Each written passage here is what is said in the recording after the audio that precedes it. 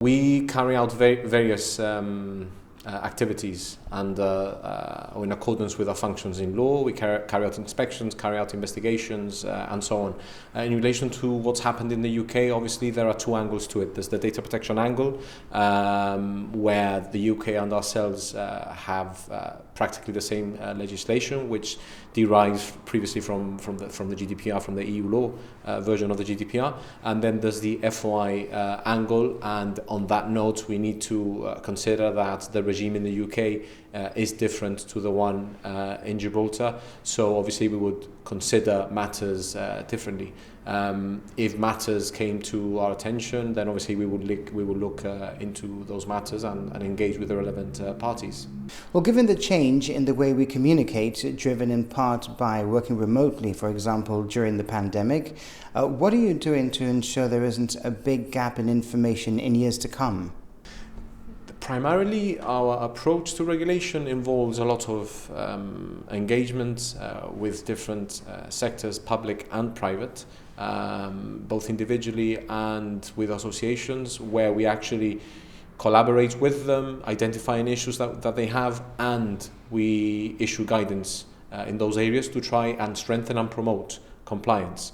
That is obviously the focus of our approach, and obviously where we need to take further action, we'll consider those actions.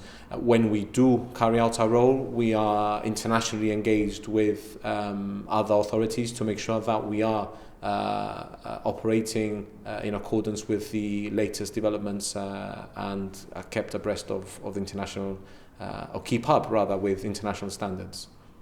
And as an add-on to my previous question, given that report we saw in the UK recently of a data watchdog reprimanding the UK government for the use of WhatsApp, would an entity like the GRA perhaps go into WhatsApp to retrieve vital information given privacy issues?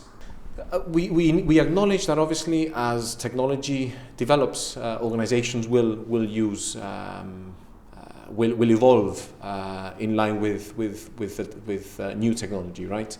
And especially as a result of the pandemic, we've seen a huge rise or increase in the use of instant messaging and other forms of communication, such as video calls and so on.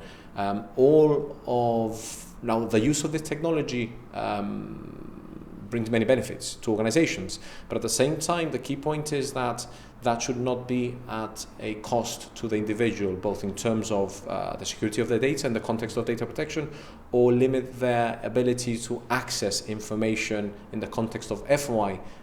So obviously, these are factors that we will consider in our approach if we ever received any concerns in this regard. But importantly, I think we need to look at things with the factoring and considering not only the legal requirements but the purpose of the law. And obviously, if a public authority processes data in those devices, then likelihood is that the data in those devices will also be captured by the relevant or by the FOI regime. But obviously, we would consider each case on its merits.